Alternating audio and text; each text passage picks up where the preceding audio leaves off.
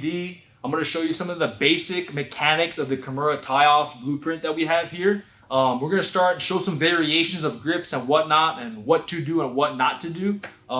Let's get right into it, okay? We're just going to start for the demonstration of the basics from the turtle position, okay? So when we're here, and we're going to start this blueprint here, okay, what we want to do is formulate this plus sign. And I call it a plus sign because this is the person's spine here. That's one part of the imaginary plus sign. And my dominant arm in this case is forming the completion of the plus sign here. Okay, so if you kind of start to think of these shapes, it'll kind of help you along the way when things get a lot more fast paced, or you want to kind of take it in another variation direction. Starting with this basic plus sign is going to go a long way in learning the system. Okay, so we're starting here. From this position, right, I'm going to use my leverage and my limb advantage to get this elbow open. So what that looks like is I'm going to slide my hand down, I'm going to get a grip and try and pull this elbow up, okay? And what this does is it allows me to get my plus sign forearm through this window. Okay, that's essentially what I'm trying to do. And as the DVD progresses, we show you how to get to this position from turtle, from flat, from front, from back. But essentially, we want to get my hand through this limb, okay? So the main one that we've been showing is our hand comes down.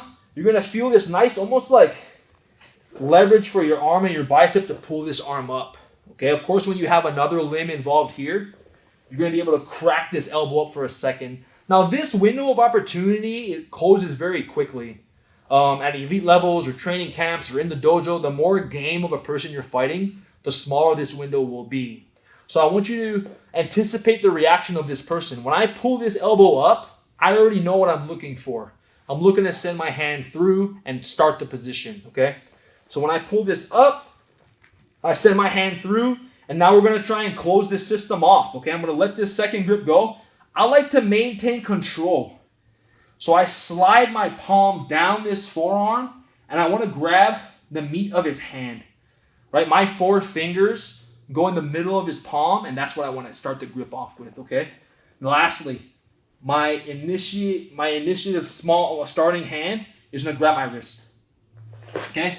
And now we're going to kind of talk about entering and tying this body off, okay? And I'm kind of just making things accessible to show you what we're going to go for, okay? There's mostly 3 things that we could grab, okay? There's the back skirt, there's the front skirt edge, and the belt, okay? And personally, I usually look for the belt, okay? I feel like it's a lot more accessible. Sometimes the gi could be undone and the skirt won't always be there, but the majority of the time, I feel like the belt will be there.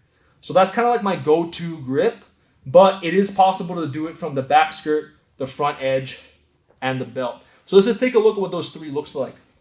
Okay, we pop this arm up. I send my hand through.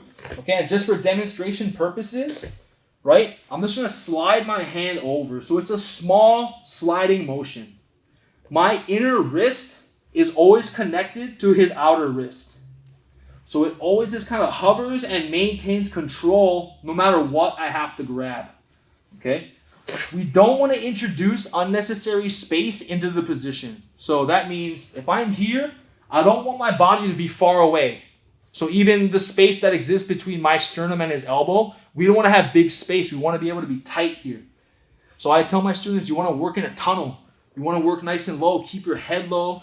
Put your weight on the person here, okay? Another way that we can eliminate space is that my hand has to stay close. So if I'm going for the belt, I'm just going to reach what I need to get, but look how I keep my wrist connected to his. Right? If I'm going for the skirt, I just want to slide for that skirt. If I'm going for the back skirt, I'm still letting my arm pin his wrist in. Okay? And that's important as we progress this DVD. Okay? We don't want to put space into the position. So let's say we get the belt here. Okay?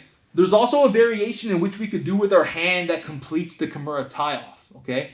I prefer palm down, okay? Throughout the DVD, all the techniques that we're going to show, I show them 98% palm down, okay? What does that mean? When I get this grip and I feed it over his limb, okay, my palm goes down to get it, okay? That's what that looks like. If I'm here and I feed it over his limb, my palm goes down. Okay? If I grab the skirt, I feed it over the wrist, my palm is still down. Okay? And it works for the same for the back skirt. If I grab the back skirt, okay, my palm is still down. Now, all three of those grips, they still exist with my palm up. Okay? Definitely try what variation works for you. I always argue that one's not better than the other, one's not right, one's not wrong. It's whatever applies to your judo. So palm up, if you still want to get the grip, you could go over the limb. Hey, palm up. Okay, if you want to go for the skirt edge, palm up, that still works. And lastly, if you want to go for the top back skirt, palm up, it all still works, okay? So definitely just keep that in mind as you kind of progress and you see the techniques in the DVD. If you want to try one, palm up, palm down, with the belt, with the skirts, it doesn't really matter. Just give it a try, okay? Now, another thing I want to talk about, right? Say that we get this far, right? What we want to do, there you go, just on your side.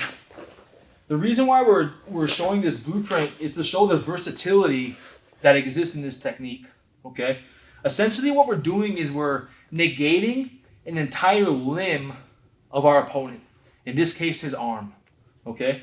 When we negate a limb of the opponent, it opens up a variety of techniques that we could do, whether it be a shimi waza, whether it be a shoulder lock, whether it be a osaikomi pin, right? We're building a limb advantage for ourselves in that I'm determining the control of this limb, and I'm going to funnel you into a position that I'm aware of that you're not aware of. And that's where we get the advantage, and that's where we can get your ippons or your pins or your taps, right? So just keep that in mind. That's the whole reason behind this blueprint, is to show you the strength and dexterity, the versatility of what you can do with this device if done correctly and done effectively. So just kind of being here, another way that we could enter this, right? This person's flat. So just to show you how the basics will work, we showed how it works in a turtle. How does it work when it's flat? We can still start from the front here. I'm still going to use that plus sign that we talked about and started with, right? That plus sign, what is it? It's just spine making one part of the plus sign. In this case, it's my dominant, my right arm is making the other intersecting line for that plus sign, okay? Limb advantage, my two hands and two arms and my back and my chest versus his arm. I should be able to crack this open, okay? When this is open, I send my plus side forearm into this hole. All right, this window of opportunity closes quickly. Okay, so my arm that's intersecting this plus sign, that's the arm that goes through the window, right? Keep it simple. Pull your hand up, thread your hand through, right? And even though he's flat, look how I still cap him off. My weight is on this person.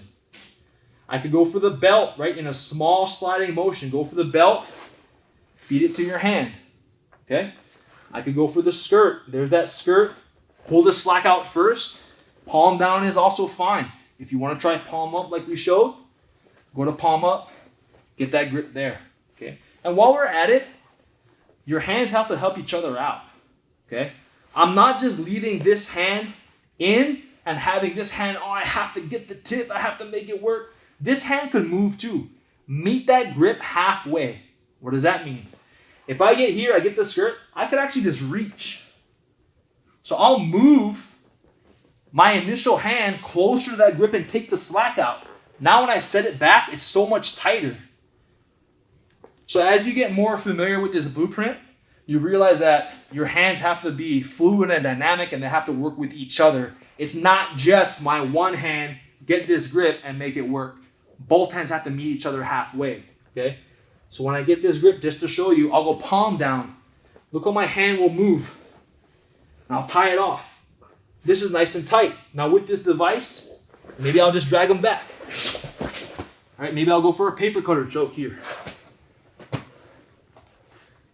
Okay, so that's the strength of this Kimura tie-off blueprint. It's something that I've been using for a long time, probably since high school. It's a very strong position. We're going to show you how to take the back from it. We're going to show you how to incorporate it into some strangles, how to finish arm bars.